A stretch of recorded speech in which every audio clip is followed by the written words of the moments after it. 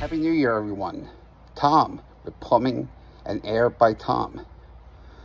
This afternoon, we are on the job in Winter Garden, replacing a broken hose bib. Stay tuned as we walk you through the process.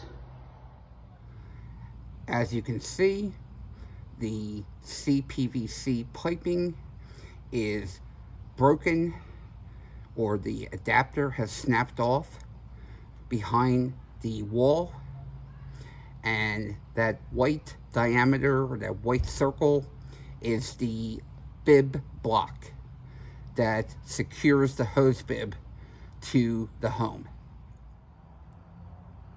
We got the bib block removed. Now we're going to clean up the outside of the pipe so we can have the adapter fastened to the hose bib. I'll show you the finished product in a few minutes. Alright folks, we installed a new hose bib. We've checked for leaks. We will come back tomorrow, do the patching of the stucco, and fasten the hose bib to the home.